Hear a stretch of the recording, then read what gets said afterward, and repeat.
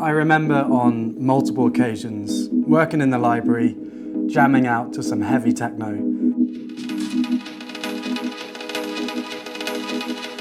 When suddenly this would happen.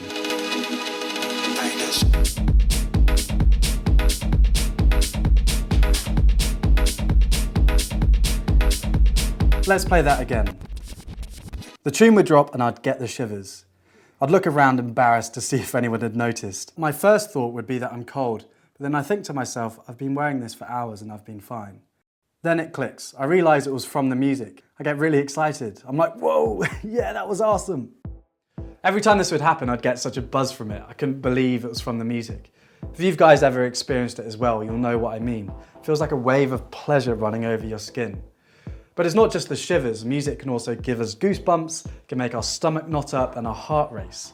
It's one of those rare occasions where our conscious and subconscious, our body and mind react together. About 50% of people get the chills from music. Indeed, whole subreddits are dedicated to users sharing content that they think will give others the chills, or frisson, the academic name for it. A few weeks ago, I did a video about why people love music. And there we saw theories that argued music brought people together or was a byproduct of language. But the chill seems an altogether weirder idea. How do simple vibrations give us both a mental and physical reaction?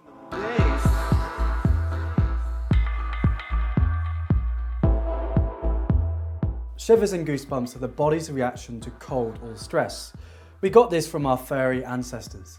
Like our feline friends, when they got cold, their hair would stand on end, which, with their shaggy coats, created an extra layer of insulation, keeping them warm. Or, when they felt threatened, their hair would stand up in an attempt to look as big and as scary as possible. Okay, but then why do we get goosebumps when we're warm and safe? Well, a strong emotional reaction such as fear, excitement and anger can release adrenaline into the bloodstream. And it's adrenaline that triggers the polar erectors in our skin, as well as causing trembling hands, a racing heart rate, and the feelings of butterflies in the stomach. So, it's the hormone adrenaline that creates these physiological reactions. But that still begs the question, why does poor, harmless music shock the body so much that it releases adrenaline?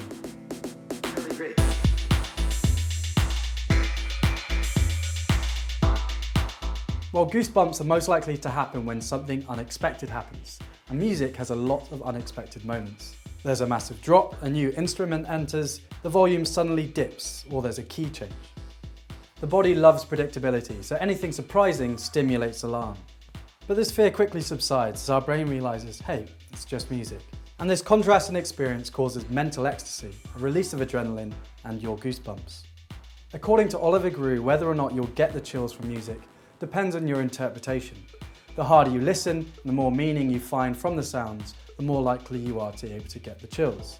He says, it is the listeners who give life to the emotions in music. This explains why you're much more likely to get the chills when you're watching Adele with your friends. It's because you have a much more focused and meaningful experience of that music.